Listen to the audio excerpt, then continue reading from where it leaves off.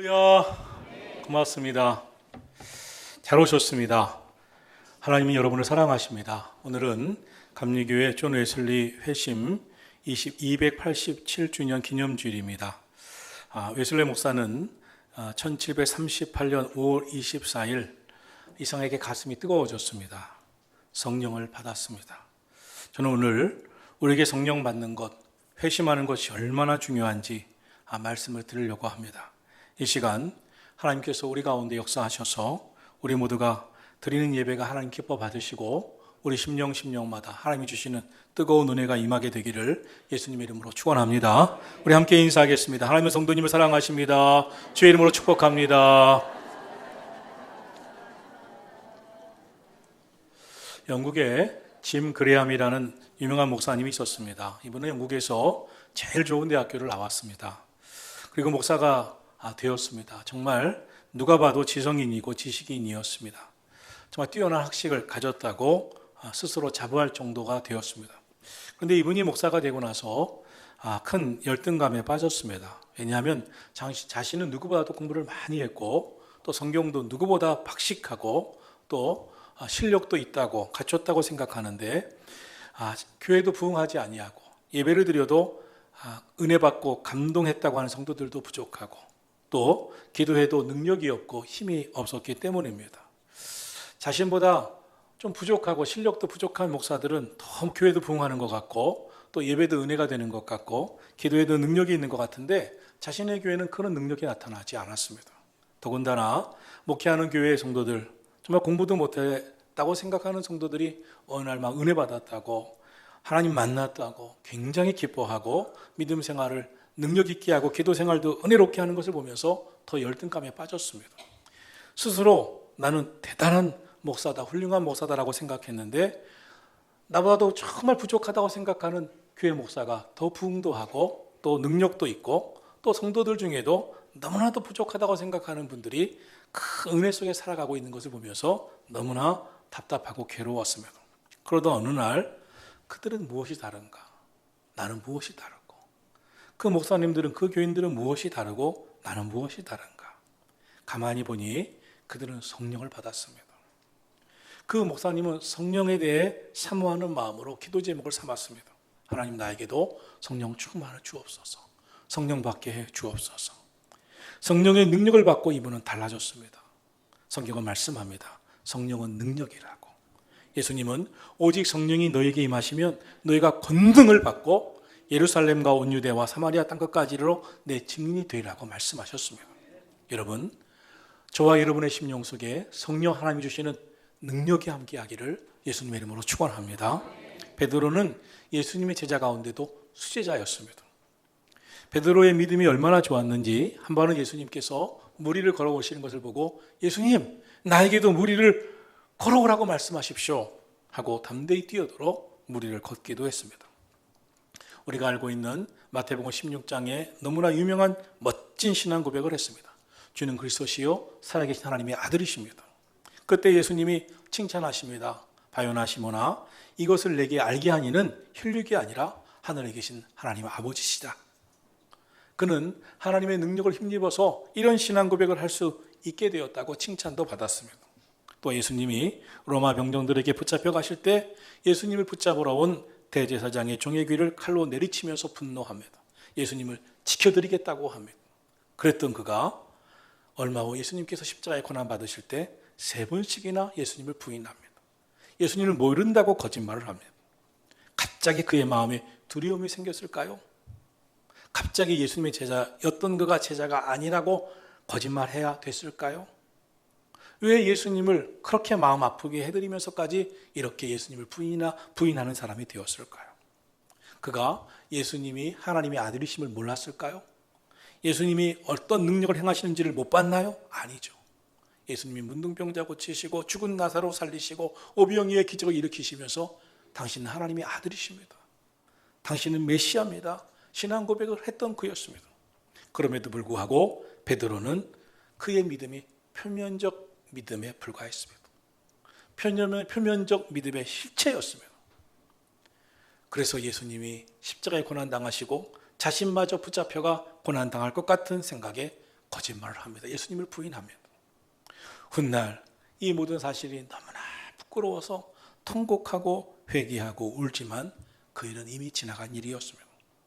그 후 주님의 말씀을 힘입어 베드로는 성령 충만받기 위해서 기도합니다. 그래서 성령 받은 후 베드로가 완전히 달라진 사람이 되었습니다. 마음이 뜨거워지고 담대히 예수님을 증거하기 시작합니다. 기도에 능력이 생겼습니다. 병든 자를 위해서 선포했습니다. 그가 하루에 복음 들고 나가 외칠 때 3,000명이 돌아오고 5,000명이 돌아오는 기적 같은 역사가 일어났습니다. 사도행전 3장에서는 안진병이 거지가 은과 금을 구할 때 내게 은과 금은 없거니와 내게 있는 것으로 내게 주노니 곧 나사렛 예수의 이름으로 일어나 걸으라, 이렇게 담대히 외치는 자가 되었습니다. 그때 그 안진병가 일어났습니다. 성전을 향해서 뛰어들어갔습니다. 하나님을 찬송했습니다. 뭐가 그를 이렇게 달라지게 했을까요?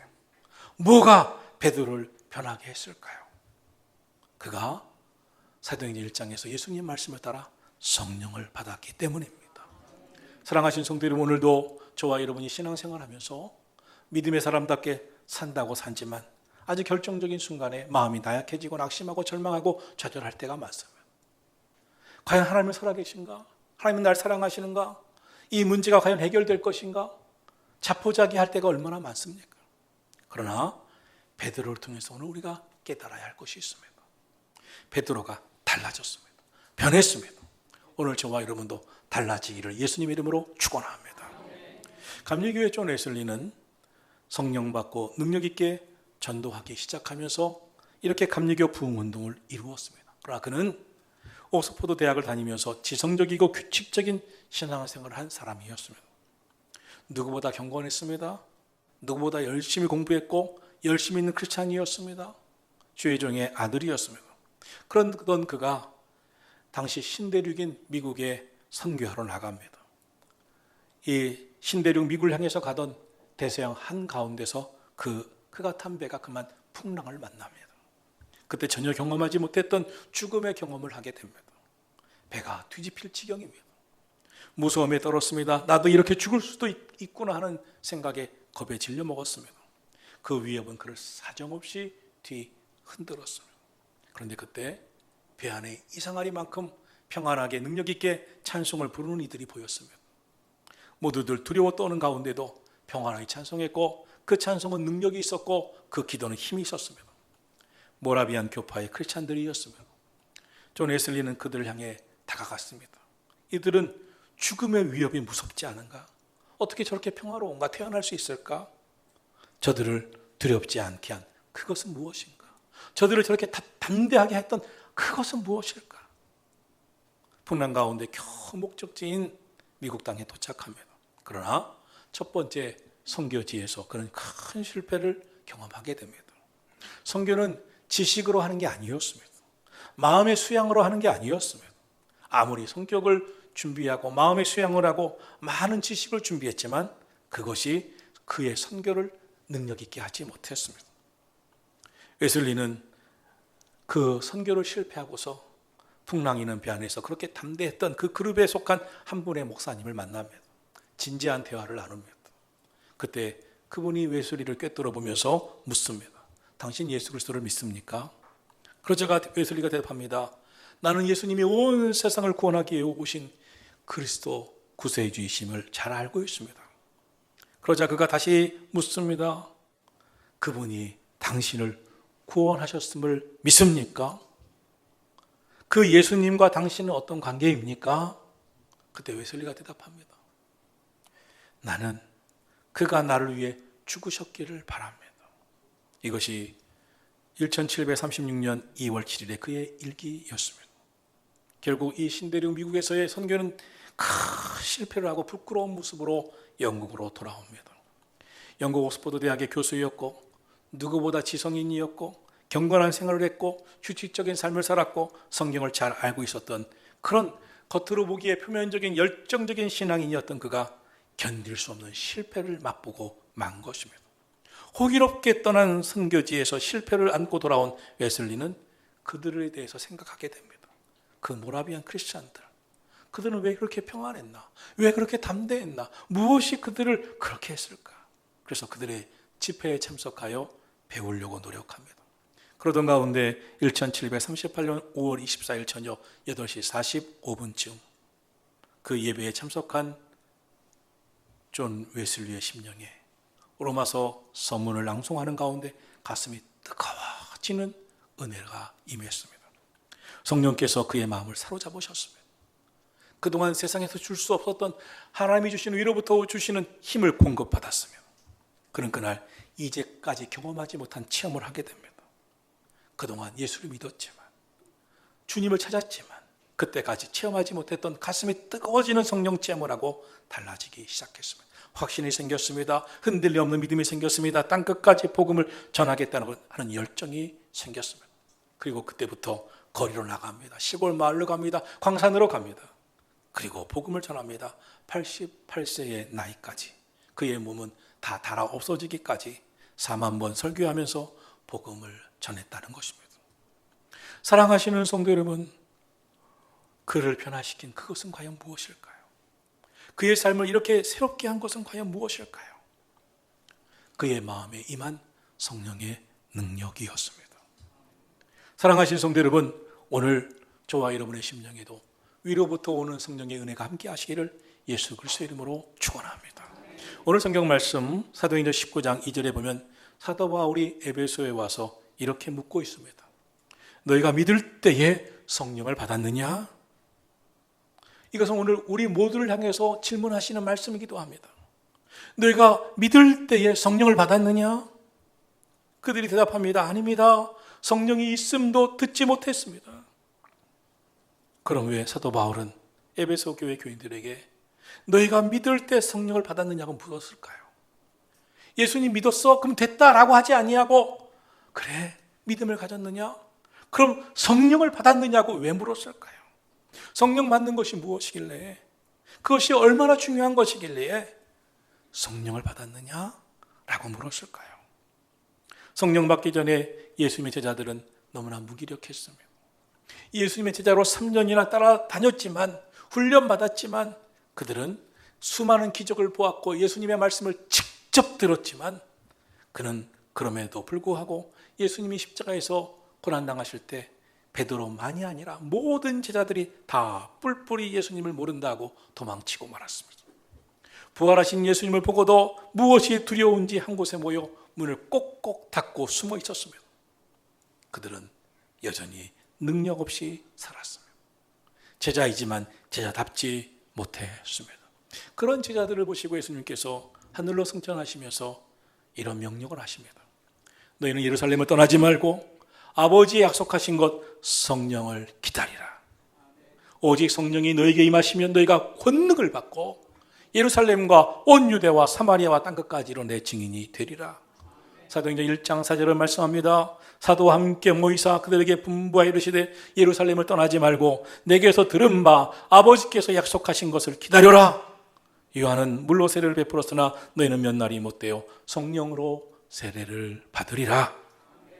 아무리 예수님의 제자였다 하더라도 고난과 역경이 많은 세상에 살기 위해서는 능력 있게 살기 위해서는 성령 받아야 함을 말씀하신 줄로 믿습니다. 오늘 저와 여러분이 신앙생활을 10년, 20년, 30년, 40년, 50년을 했었다 하더라도 교회 직분이 아무리 있다 하더라도 저같이 목사를 하더라도 성령의 능력을 받아야 함을 말씀하시는 줄로 믿습니다. 예수님께서 그 제자들과 함께 했지만 제자들은 제자들답지 못했으며 지식도 많았고 본 것도 많았고 경험도 많았지만 성령의 능력 없이는 능력 있는 제자의 삶을 살지 못했습니다.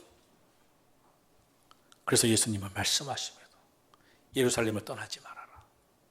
그리고 하나님께서 너에게 주시고자 하시는 성령을 기다리라. 그래서 그들은 마가의 다락방에 모여서 오로지 약속하신 성령을 사모하며 기도하기 시작했습니다. 그러는 가운데 하루가 지나고 이틀이 지나고 사흘이 지나고 5일이 지나고 열흘이 되었습니다. 위로부터 성령이 불같은 성령, 바람 같은 성령이 임하였습니다. 그러자 그들의 마음이 담대해지기 시작했습니다. 뜨거워지기 시작했습니다. 복음을 전하는 사람, 능력 있게 주의 복음을 전하는 사람으로 완전히 바뀌었습니다. 그들의 입에서 복음이 전파되기 시작했습니다. 그때부터 하루에 3,000명, 5,000명이 회개하고 주께로 돌아오고 내가 어찌 알고 회개의 역사가 초대교회에 일어나게 되었고 성령의 시대가 열린 줄로 믿습니다. 우리가 예수님 믿고 구원받은 후에도 낙심하고 절망하고 무기력한 삶을 살아가는 이유가 있습니다. 성령 충만하지 않기 때문입니다. 우리 삶이 변화되고 한국교회가 부흥하는 길은 오직 성령 충만밖에 없습니다. 성령 충만 하나님께서 어느 특정한 사람에게 약속하신 것이 아닙니다. 우리 모두가 사모할 때 위로부터 오는 은혜가 임하시는 줄로 믿습니다. 여러분, 그러므로 능력 있는 삶을 살기 위해 성령을 사모하시기를 예수님의 이름으로 축원합니다. 사도 바울이 1차, 2차, 3차 전도 여행을 하게 됩니다. 그때 2차 전도 여행을 하면서 그가 탄 배가 잠시 에베소 항구에 정박하게 됩니다. 에베소 도시는 그 항구를 중심으로 해서 도시가 형성이 크게 되었습니다. 사도 바울은 정박한 배에서 내려 빨리 그 도시로 한 군데 들어가 복음을 전합니다. 그때 매우 짧은 시간에 많은 결실을 하지 못하고 그곳을 떠났지만 그곳에 바울의 동력자인 브리스길라와 아굴라 부부가 머물러 있었고 또한 아볼로라고 하는 매우 학식이 높은 그런 믿음의 사람이 있어서 에베소에 복음이 전하게 됩니다.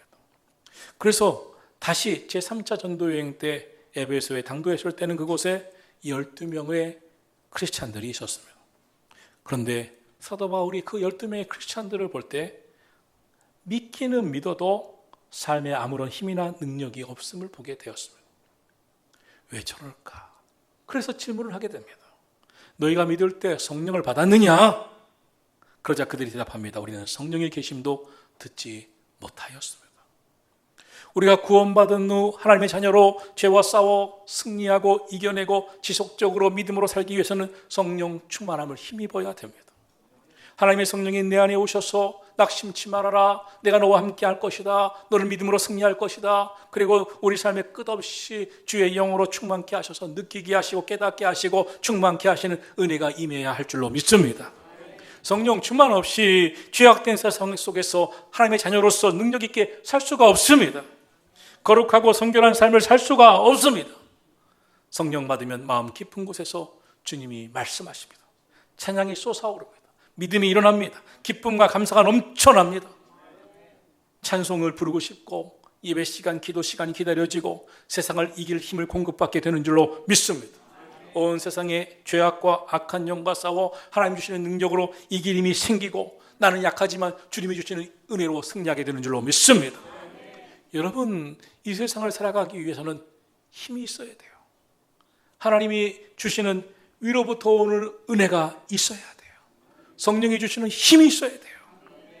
오늘도 이 세상 살아가면서 살아갈 힘을 잃어버린 사람들이 많습니다. 힘들어, 살기가 힘들어. 마음에는 계속 낙심하고 절망이 내 마음을 사로잡을 때가 있습니다. 그러므로 하나님은 우리에게 말씀하십니다. 성령 충만을 받으라고 말씀하십니다. 예수님을 믿지만 예수님이 우리 안에서 능력으로 작동하시고 역사하실 수 있는 성령의 역사가 우리 가운데 있기를 원하셨습니다. 사랑하시는 성도 여러분, 늘 주님 말씀 듣고 주의 은혜 가운데 살아야 하지만 성령께서 우리 안에 오시면 하나님이 나와 함께 하심을 깨닫게 되고 믿음의 확신 가지고 능력 있게 사명 감당하며 살게 되는 줄로 믿습니다. 그럼 성령 받기 위해서는 어떻게 해야 되겠습니까? 첫째로 예수 그리스도를 믿어야 합니다. 본문 2절은 말씀합니다. 바울이 묻습니다. 너희가 믿을 때 성령을 받았느냐? 너희가 믿을 때 성령을 받았느냐? 사도 바울의 질문 속에는 아주 중요한 내용이 있습니다. 너희가 진짜 믿었느냐? 그 믿었을 때 성령을 받았느냐고 묻습니다. 4절에서는 말씀합니다. 바울이 이르되 요한이 회개의 세례를 베풀며 백성에게 말하되 내 뒤에 오시는 이를 믿으라 하였으니 이는 곧 예수라. 여러분, 교회 다니면서 믿음 생활한다고 하시는데 무엇을 믿습니까? 어떤 믿음이 여러분 속에 있습니까?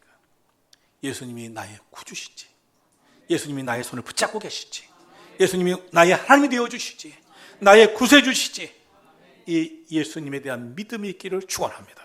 요한복음 1장 12절은 말씀합니다. 영접하는 자 곧 그 이름을 믿는 자들에게는 하나님의 자녀가 되는 권세를 주셨으니 이는 혈통으로나 육정으로나 사람의 뜻으로 나지 아니하고 오직 하나님께로서 난 자들이니라. 할렐루야.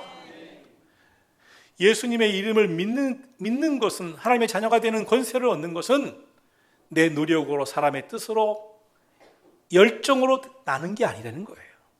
하나님께로부터 난 것이라는 거예요. 하나님이 주시는 마음이라는 거예요.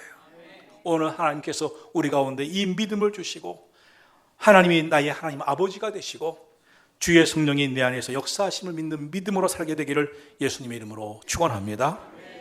성경에 보면 가인과 아벨 형제 얘기가 나옵니다. 에서와 야곱 쌍둥이 이야기가 나옵니다. 사울왕과 다윗왕, 이스라엘의 1대왕, 2대왕의 이야기가 나옵니다. 그런데 하나님은 가인과 아벨 형제인데 가인의 제사는 받지 않으시고 아벨의 제사는 받으셨습니다. 에서와 야곱 쌍둥이인데 하나님은 에서는 버리시고 야곱을 택하셨습니다. 이스라엘의 초대왕 사울왕이고 그 다음이 소년 다윗인데 왕은 중도에 내리시고 소년 다윗을 택하여 기름 부어 그 역사를, 하나님의 역사를 이루어 가게 하셨습니다. 왜일까요? 왜일까요? 왜 가인보다 아벨을, 에서보다 야곱을, 사울왕보다 다윗을 택하셨을까요? 성경은 말씀합니다. 아벨은 가인보다 더 나은 예배를 드렸으니 믿음으로 예배를 드렸느니라. 아벨은 믿음과 정성의 예배를 드렸습니다. 가인은 믿음 없고 성의 없는 예배를 드렸습니다. 하나님은 그 아벨의 예배를 보셨습니다. 오늘도 이 땅에 수많은 사람들이 이 예배 시간에 예배를 드리죠. 저와 여러분도 예배를 드립니다. 오늘 우리의 예배가 하나님이 받으셨던 아벨의 예배가 되기를 예수님의 이름으로 축원합니다. 에서와 야곱, 에서는 하나님께서 주시는 은혜와 축복을 경홀히 여겼습니다. 귀하게 여기지 않았습니다. 가볍게 여겼습니다. 야곱은 하나님의 은혜를 귀중히 여겼습니다. 사모했습니다. 간절히 원했습니다. 정말 간절히 사모했습니다. 하나님의 은혜와 축복을 받기 위해 온몸을 던졌습니다. 사울왕은 하나님을 두려워하기보다 전쟁에 나온 적을 두려워했습니다. 백성의 눈치를 보았습니다. 하나님의 뜻대로 살기보다 자기의 생각대로 살았습니다. 다윗은 진심으로 하나님을 두려워했습니다. 하나님의 영이 떠나가지 않기를 기도했습니다. 하나님 마음에 합한 삶, 하나님 마음에 맞는 삶을 살기 위해 애썼습니다. 사랑하신 성도 여러분, 오늘 저와 여러분이 우리의 마음에서부터 주님의 은혜를 사모하기를 예수님의 이름으로 축원합니다. 주의 영이 머물러 은혜와 복을 부어주시는 주의 백성들이 되기를 예수님의 이름으로 축원합니다.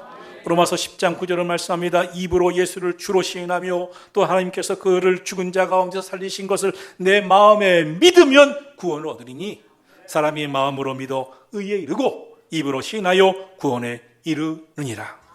예수님은 나의 구주가 되십니다. 나는 하나님의 말씀을 믿습니다. 하나님께서 나를 사랑하심을 믿습니다. 나의 기도를 들어주심을 믿습니다. 하나님 영광 받아 주시옵소서. 우리 날마다 고백하고 입술로 시인하고 기도하는 성도들 되기를 예수님의 이름으로 축원합니다. 둘째로 주 예수의 이름으로 세례를 받으라고 말씀했습니다. 5절은 말씀합니다. 그들이 듣고 주 예수의 이름으로 세례를 받으니 라고 했습니다. 세례는 내 죄에 대해서 죽고 세상의 죄악에서부터 나는 죽고 예수 그리스도로 나는 다시 살겠다는 아주 중요한 성례입니다. 죄에 대해서 나는 죽었습니다. 세상 욕심, 세상 정욕에 대해서 나는 죽었습니다. 이제 의에 대하여 예수님을 믿는 믿음으로 다시 살겠습니다 라고 고백하고 결심하고 나아가는 것입니다. 한 덩어리의 금이 나오기까지 돌을 깨고 부수고 가루를 만들고 다시 용광로에 놓아 재련하는, 녹여버리고 재련하는 과정이 있습니다.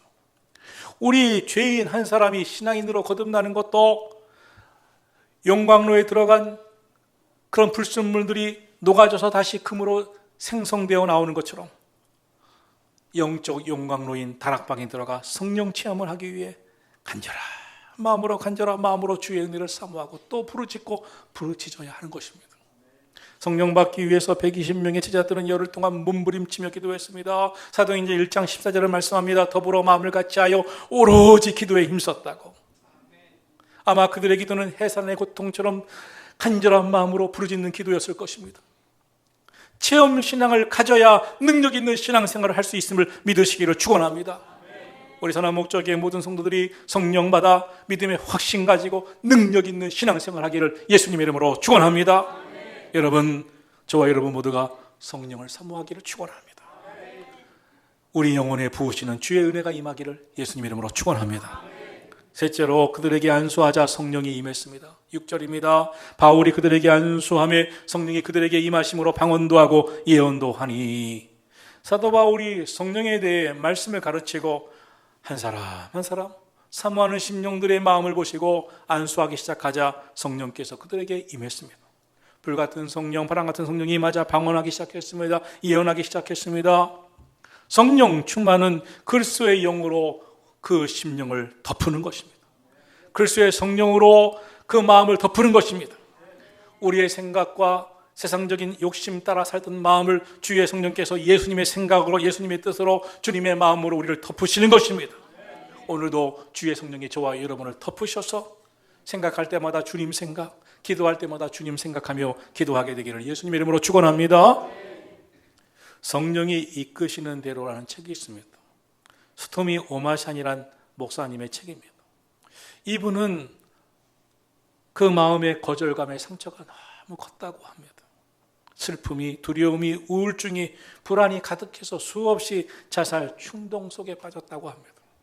그렇게 대부분 20대를 술과 마약으로 방황하며 마음에서는 막 자살 충동이 있는데 실제로는 죽고 싶지 않아 몸부림치면서 살았다는 겁니다. 그런 것을 안타깝게 본 친구가 전도를 하고 예수님을 전하게 됩니다.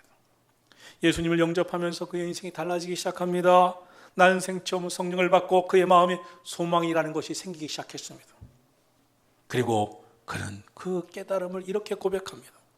저에게 성령과의 특별한 만남은 오로지 하나님을 예배하고 경배하는 데 내 마음을 집중하게 했습니다. 과거에 내 마음은 세상에 있었고 죽고 싶어 했고 우울했고 절망했지만 성령님이 내 안에 들어오신 다음에 나는 오로지 하나님께 예배하고 싶은 마음으로 가득했습니다. 성령님을 만난 후에 성전에 들어갈 때마다 눈물을 흘리지 않은 날이 없었습니다. 성령님은 내 안에 계시면서 예수님 닮아가도록 인도해 주셨습니다. 하나님 바라보며 살게 해주셨습니다. 성령 충만은 내 삶의 인격을 변화시켰고 성령의 열매를 맺게 했습니다. 하나님의 뜻에 순종하는 사람이 되게 해 주셨습니다. 에베소 교회 성령의 역사가 임한 후 부흥하기 시작했습니다. 사도 바울이 두란노 소원에서 2년 동안 날마다 말씀을 전했습니다. 그러자 에베소를 중심으로 해서 복음이 확산되고 부흥되기 시작했습니다. 사도행전 19장 10절을 보면 두 해 동안에 이같이 하니 아시아에 사는 자는 유대인이나 헬라인이나 다 주의 말씀을 듣더라. 할렐루야. 2년 동안 말씀을 듣는 가운데 귀신이 떠나갔습니다. 병든 사람이 고침받았습니다. 심지어 바울의 손수건 앞치마를 통해서도 기적이 일어난 줄로 믿습니다. 성령의 역사가 일어난 것입니다. 오늘 성도들 가운데 성령이 임하시면 권능이 임합니다. 기도할 때 귀신이 떠나갑니다. 질병이 떠나갑니다. 위로부터는 은혜가 임하시는 줄로 믿습니다. 우리 삶에 기적이 가득하게 임하실 줄로 믿습니다. 에베소가 주의 복음으로 덮이자 우상과 마술의 도시가 하나님의 복음이 흥하는 복음의 도시로 바뀌었습니다. 사도행전 19장 20절입니다. 이와 같이 주의 말씀이 힘이 있어 흥황하여 세력을 얻으니라. 할렐루야. 저와 여러분도 우리 교회도 우리가 살고 있는 이 땅도 성령의 능력으로 이 세상을 덮고 있는 악한 세력을 내쫓고 주의 영이 임하게 되기를 예수님의 이름으로 축원합니다. 여러분 가정과 삶에 여러분 가족들에게 임했던 악한 영이 어둠의 세력의 귀신들이 예수 이름으로 떠나가고 주의 성령이 강하게 역사하셔서 큰 은혜가 임하게 되기를 주의 이름으로 축원합니다. 영국의 감리교 목사님 가운데 스테판 올린이라는 목사님이 계셨습니다. 목회를 하는데 교회가 너무 안 돼도 안 되었습니다. 너무나 낙심이 됐습니다. 포기하려고 마음을 먹었습니다. 왜 이렇게 안 될까? 그런데 그때 하나님께서 그에게 잠을 자는 가운데 꿈을 주셨습니다. 꿈의 내용은 굉장히 아주 크고 아주 딱딱한 바위에서 곡괭이를 내리치는 꿈이었습니다. 아무리 곡괭이를 내리쳐도 그 바위는 꿈쩍하지 않았습니다. 그래서 이것도 안 되는 일이구나 포기하려고 마음을 먹었습니다. 그때였습니다. 어디선가 갑자기 큰 음성이 들려왔습니다. 너는 이 일을 하나님께로부터 받은 것이냐? 네가 혼자서 한 것이냐? 네, 하나님께서 하라고 하셔서 한 일이었습니다. 그런데 왜 그만두려고 하느냐? 헛수고인 것 같아요. 아무리 내리쳐도 바위는 깨질 것 같지가 않아요. 그러자 그 음성이 다시 들려왔습니다. 바위가 깨어지든 안 깨지든 너와 무슨 상관이 있느냐? 하나님은 너에게 곡괭이로 이 바위를 내리치라고 했지 이 바위를 부러뜨리라고 하지는 않았느냐? 맞습니다. 결과는 하나님께서 하실 것이다. 너는 계속 하기만 하라. 꿈속에서 곡괭이질을 계속하고 하나님께서 하라고 하신 그 일을 계속했더니 얼마 후에 이 바위가 쫙 갈라졌습니다. 이 꿈을 깨고 포기하고 낙심해서 포기하던 마음을 버리고 다시 목회에 매진했습니다. 기도했습니다. 그러자 하나님께서 부흥을 주셨습니다. 역사가 일어났습니다. 사랑하신 성도 여러분, 오늘 믿음으로 살다가 여러분 택하셔서 구원하셔서 하나님께서 부르셔서 믿음으로 살게 하셨는데 믿음으로 살아도 별 볼 일이 없구나, 안 되는 것 같구나, 아무리 노력해도 내 인생이 바뀌어지지 않는 것 같구나 낙심하다가 포기하지 마시기를 주의 이름으로 축원합니다. 영적인 인생을 살다가 시험이 오고 낙심이 오고 아무런 위로가 없다고 생각해서 중도 포기하는 자 되지 마시기를 예수님 이름으로 축원합니다. 참고 인내하고 기도하고 성령을 사모하십시오. 하나님의 말씀 의지하여 순종하고 주의 뜻대로 살아보십시오. 때가 참에 기도의 양이 차면 하나님께서 역사하실 줄로 믿습니다. 스가랴 4장 6절을 말씀합니다. 만군의 여호와께서 말씀하시되 이는 힘으로 되지 아니하고 능으로 되지 아니하고 오직 나의 영으로 되느니라. 애쓰고 노력한다고 되는 것이 아니라 하나님의 성령께서 임하셔야, 역사하셔야, 하나님이 도와주셔야 된다는 것을 말씀하시는 줄로 믿습니다. 오늘 주의 성령께서 우리 가운데 임하실 줄로 믿습니다. 여러분 모두가 사모하는 마음으로 기도하십시오. 마귀가 낙심케 하고 시험 주고 포기하게 할 그 마음을 줄 때 한 번 더 기도하자, 한 번 더 부르짖자, 한 번 더 열심내자. 하나님께서 저와 여러분을 들어 사용하실 줄로 믿습니다. 부흥의 주역들이 되게 하실 줄로 믿습니다. 성령의 사람이 되게 하실 줄로 믿습니다. 저와 여러분 통하여 예수님만이 존귀케 되기를, 주의 이름만이 영광 받으시기를 간절히 소원합니다. 그러므로 우리를 통하여 주의 은혜가 온 세상에 널리 전파되는 역사가 있기를 간절히 축원합니다. 찬송하고 기도하겠습니다.